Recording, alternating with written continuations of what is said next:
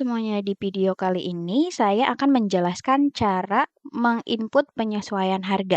Nah, di sini kita cek dulu, contohnya di bagian persediaan di barang dan jasa, lalu kita klik hijau. Nah, salah satu barangnya misalkan tumbler, kita cek dulu nih, kita punya harganya itu, harga jualnya di 110.000. Nah, misalkan di awal bulan berikutnya itu kita mau naikin harganya atau mau, ngurangin gitu ya. Nah, itu kita bisa melakukan yang namanya penyesuaian harga. Caranya adalah yang pertama, kita masuk dulu ke modul penjualan, lalu di sini kita buat dulu yang namanya kategori penjualan. Nah, untuk nama kategorinya itu bisa disesuaikan ya. Contohnya di sini misalkan saya mau buat harga baru. Nah, kalau sudah, ini kita simpan. Nah, berikutnya, nanti untuk melakukan penyesuaiannya, kita masuk ke bagian modul penjualan, kita pilih yang namanya fitur penyesuaian harga atau diskon. Nah, di sini untuk kategori penjualannya, kita pilih nih mau yang mana kategorinya, misalkan harga baru. Nah, lalu di sini kita tinggal tentukan, kita mau melakukan penyesuaian harganya itu untuk harga atau untuk diskon. Nah, nanti ini bisa disesuaikan.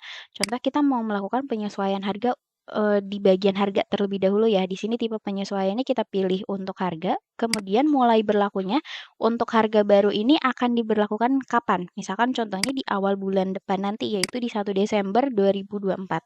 Kita buat seperti ini.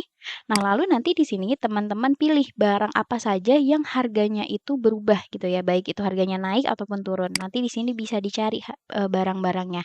Atau kalau misalkan nanti untuk barangnya itu yang harganya berubah itu lebih dari satu, teman-teman bisa melakukan yang namanya impor data nanti di sini. Tinggal pilih ke bagian rincian, lalu nanti pilih impor harga dari Excel. Kalau memang datanya ada banyak. Nah, untuk format impornya bisa di-download di sini, kemudian nanti hasilnya bisa langsung diunggah di sini. Nah, tapi untuk kali ini kita akan inputkan salah satu penyesuaian harga untuk satu barang aja ya. Contohnya misalkan di sini kita pilih untuk tumbler, itu harganya misalkan nih harga lamanya itu kan ada 110.000. Nah, di sini untuk harga barunya misalkan kita naikin jadi 130.000.